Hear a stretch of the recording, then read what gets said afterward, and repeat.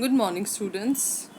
In today's English class, we are going to continue with the same topic, tenses, but today we'll be covering the future tense.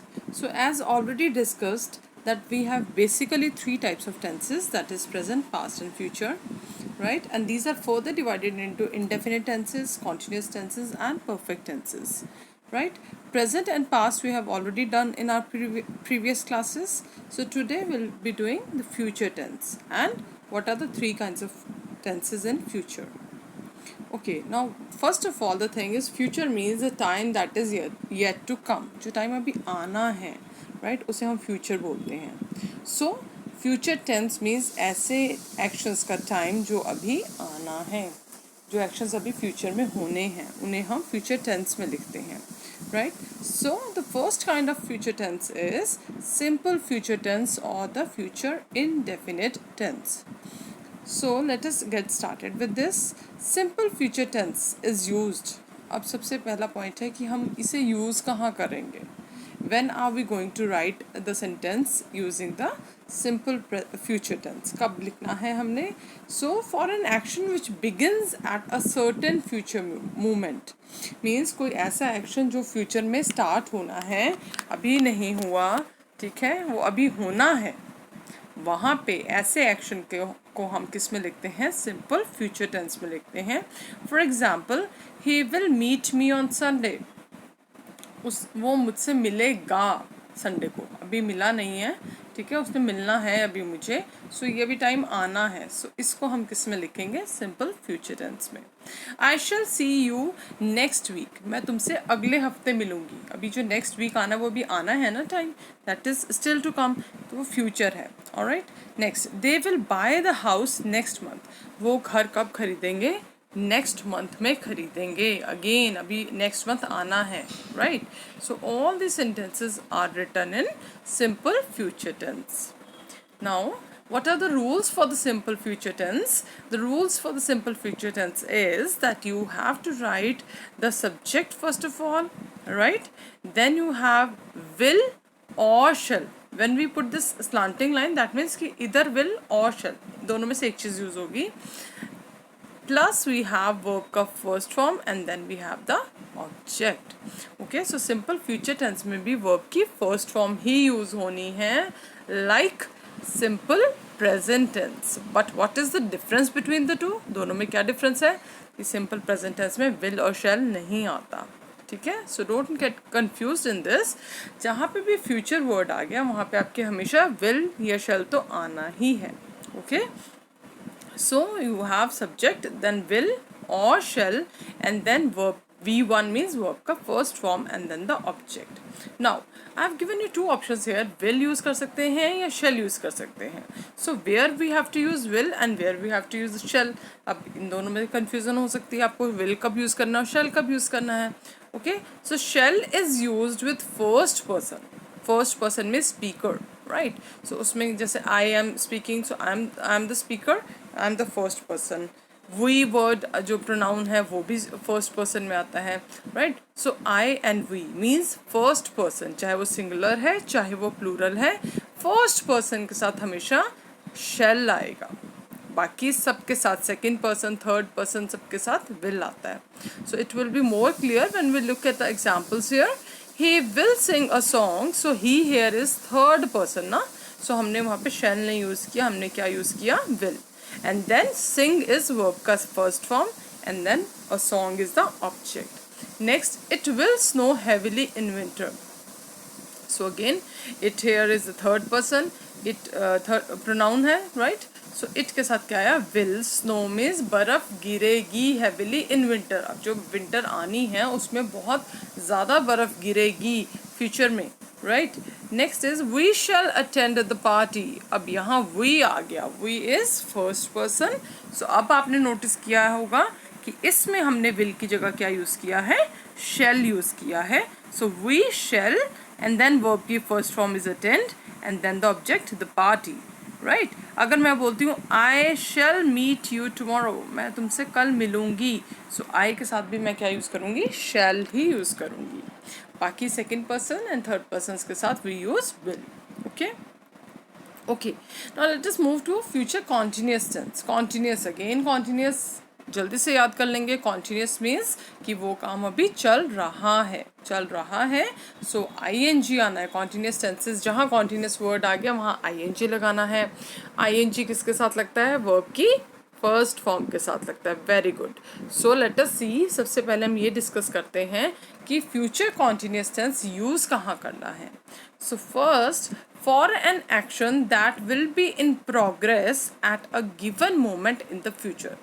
ऐसा action जो future में आने वाले time में चल रहा होगा, हो रहा होगा. अगेन आई टोल्ड यू कि कॉन्टिन्यूस टेंसेस जहाँ पे भी यूज़ होते हैं उनको हिंदी में जब हम ट्रांसलेट करते हैं वहाँ रहा वर्ड आता है साथ में. ठीक है. एंड फ्यूचर में हमेशा कौन सा वर्ड आएगा? होगा. ठीक है. सो जो एक्शन फ्यूचर में चल रहा होगा वहाँ पे हम क्या यूज़ करेंगे? फ्यूचर कॉन्टिन्यूस टेंस यूज़ करते हैं. For example, tomorrow at night, कल आने वाला कल है. ठीक है, यानी कि फ्यूचर का टाइम है अभी. So tomorrow at night I shall be taking my dinner. कल रात को मैं क्या कर रही होंगी? मैं अपना खाना खा रही होंगी रात को. कल रात का मैं बता रही हूँ. सो हेयर इट इज़ कि वो क्या कर रहा होगा, कॉन्टिन्यू चल रहा होगा वो एक्शन उस टाइम पे. The students will be performing on the stage at this moment. Students जो हैं इस टाइम पे, आने वाला जो टाइम है उस टाइम पे स्टूडेंट्स क्या कर रहे होंगे? रहे होंगे. वो क्या कर रहे होंगे? वो स्टेज पे परफॉर्मेंस दे रहे होंगे. सो वो एक्शन जो है वो आने वाले टाइम में चल रहा होगा, कंप्लीट नहीं हुआ होगा, उस टाइम पे वो चल रहा होगा. Okay. So next we have the rules of future continuous tense. Rules क्या हैं फ्यूचर कॉन्टिन्यूस टेंस के? We have subject, right, then we have will be और शैल बी प्लस वर्ब की first form plus ing. Okay. So यहाँ पे ing तो आना ही है, ये तो आपको पता ही है कॉन्टिन्यूस है तो वर्ब की फर्स्ट फॉर्म के साथ ing आना ही है. नाउ अगेन फ्यूचर टेंस है तो विल और शेल वर्ड्स हमेशा आते हैं, या विल आएगा या शेल आएगा. फ्यूचर टेंस में हमेशा विल और शेल आना ही है. बट यहाँ पे जो एडिशन मेन है वो है BEB वर्ड की. सो फ्यूचर टेंस में विल के साथ बी आएगा, विल बी, या फिर शेल के साथ भी आएगा, shall be. Okay. So let us look at the examples. The sun will be shining brightly at this time tomorrow. So the sun यहाँ पे हो गया हमारा सब्जेक्ट. विल बी शाइनिंग ये पूरा हमारा क्या है? Verb. Brightly at this time tomorrow, कल इस टाइम पे, आने वाले कल जो फ्यूचर है हमारा, इस टाइम पे क्या हो रहा होगा? क्या एक्शन चल रहा होगा? कंटिन्यू हो रहा होगा. इस टाइम पे सन जो है वो ब्राइटली शाइन कर रहा होगा. So the main thing that you have to take care is कि यहाँ विल के साथ बी, शेल के साथ बी ज़रूर लगाना है, अदरवाइज आपका आंसर रॉन्ग हो जाएगा. She will be appearing in exams next week. Next week means again future tense, जो future I mean future time जो आना है अभी. So next week यानी कि जब next week का टाइम आएगा तब वो क्या कर रही होगी? She will be appearing in the exams. यानी कि उस टाइम पे वो एग्ज़ाम दे रही होगी. अगेन वो एक्शन फ्यूचर में चल रहा होगा, कंटिन्यू हो रहा होगा. Next is I shall be going to market in the evening. ठीक है, शाम का टाइम अभी आना है और मैं कह रही हूँ कि शाम को मैं मार्केट जाऊँगी नहीं, मैं शाम को मार्केट जा रही होंगी. ठीक है. So I shall be going to market in the evening. मैं शाम के टाइम मार्केट जा रही होंगी, ऐसा हो रहा होगा फ्यूचर में. Okay. So I hope this is clear. Now next is future perfect tense. Perfect tenses, again perfect tenses. जहाँ पे perfect tense आ गए वहाँ पे कौन सा आना है? V3 आना है, right? Okay. Now let us discuss आगे क्या होना है यहाँ पे. We use future perfect tense to express an action completed before a given moment in the future. Future में जो एक टाइम आने वाला है उससे पहले वो एक्शन कंप्लीट हो चुका होगा. सो परफेक्ट टेंसेस में मैंने आपको पहले भी समझाया, परफेक्ट टेंसेस में हमारा जो एक्शन होता है वो कंप्लीट हो चुका होता है. बेशक वो प्रेजेंट में हो, चाहे वो पास्ट में हुआ हो, या वो फ्यूचर में होना है, बट अगेन हम श्योर होते हैं कि वो काम कंप्लीट होगा. ठीक है. So to express an action completed before a given moment in the future. Now This will be clear when we'll read the example. The mall will have closed by next Saturday. अब next Saturday को जो time है वो आ रहा है, ठीक है, future है, आना है.